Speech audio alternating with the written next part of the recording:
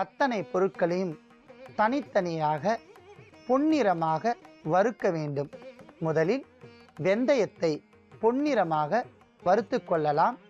வெந்தயம் 4 தேக்கரண்டி.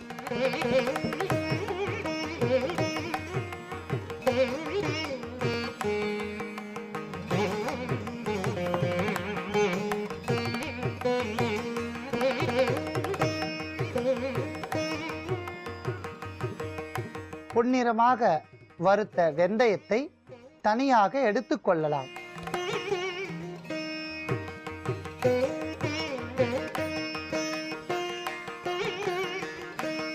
சீரகம் 3 தேக்கரண்டி.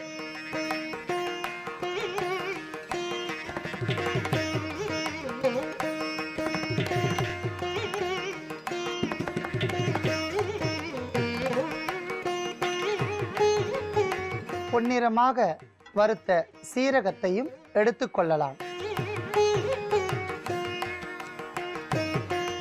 கடுக்காய் பூ 10 கிராம்.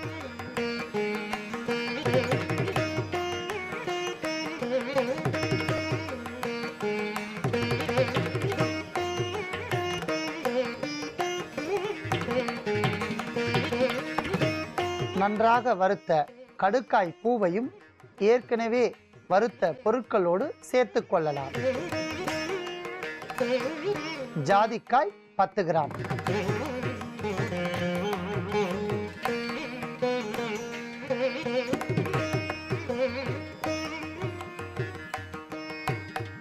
நன்றாக வறுத்த ஜாதிக்காயும் எடுத்துக்கொள்ளலாம்.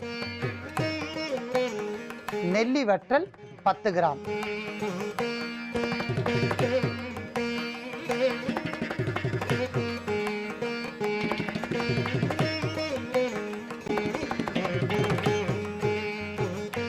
பொன்னிறமாக வறுத்த நெல்லி வற்றலையும் எடுத்துக்கொள்ளலாம்.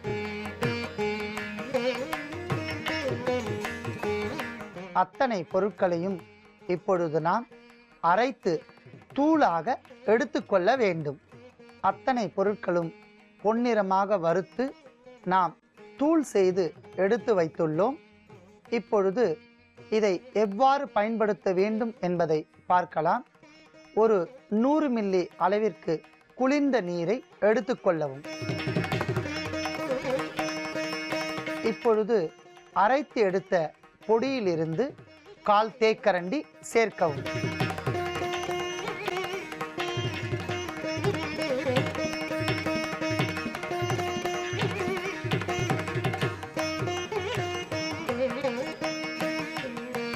அன்பான நேயர்களே, வெந்நீரில் பருகாமல் குளிர்ந்த நீரில் காலை வேளை பருகி வந்தால் படிப்படியாக வயிற்றுக்கடுப்பு, சீதபேதி மற்றும் பல்வேறு வகையான வயிற்று உளைச்சல்கள் எல்லாம் முழுமையாக தீர்ந்துவிடும்.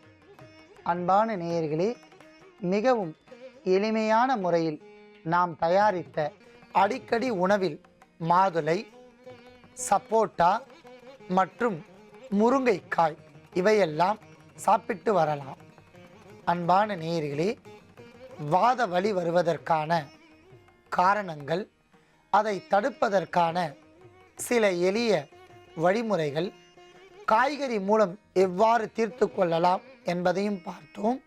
ஒருவேளை இந்த வலி டிஎன்ஏ என்று சொல்லக்கூடிய காரணிகள் மூலம் ஜீன்களாக வந்தால் அவற்றையும், தற்காலிகமாக காய்ச்சல் மூலம் வந்தால் அந்த வாத வலியும் முழுமையாக தீர்த்து கொள்வதற்கான ஒரு மருத்துவத்தை இன்று நாம் பார்க்க போகின்றோம்.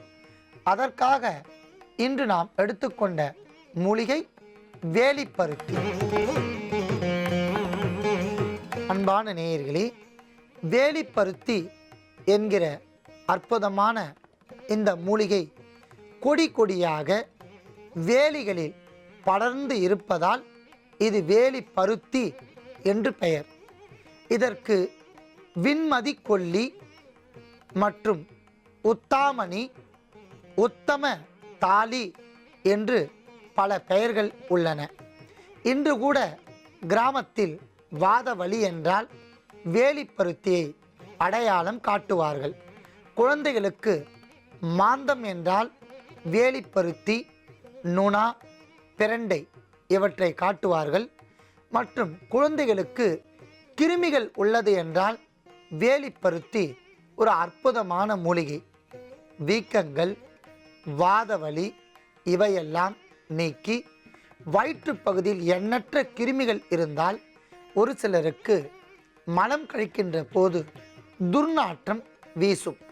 அந்த கிருமிகளை மலத்தின் வழியாக வெளியேற்றி மலக்குடலை சுத்தப்படுத்துகின்ற அற்புதமான ஒரு மூலிகை வேலிப்பருத்தி. இதன் இலை, கொடி, காய், விதை அத்தனையுமே மிக சிறந்த நன்மை தருபவை. வேலிப்பருத்தியின் காய்கள் இரட்டை பறவை போல ஒட்டிக்கொண்டு அற்புதமாக காட்சியளிக்கக்கூடிய ஒரு காய். இதன் காய் இயற்கையாக நன்றாக பழுத்தவுடன் வெடித்து காற்றின் மூலம் தன் செடியின் இனப்பெருக்கத்தை ஏற்படுத்தக்கூடிய ஒரு அபூர்வமான கொடி இனம் வேலிப்பருத்தி. வெடித்தவுடன் இதன் விதைகள் காற்றில் மிதந்தபடி சென்று ஈரப்பாங்கான இடத்தில் கவரப்பட்டு தானே கீழே விழுந்தவுடன் அங்கு முளைத்து வருகின்ற ஒரு அற்புதமான ஒரு கொடி வேலிப்பருத்தி. இதன் பால் பல பாஷாணங்களை கட்டும்.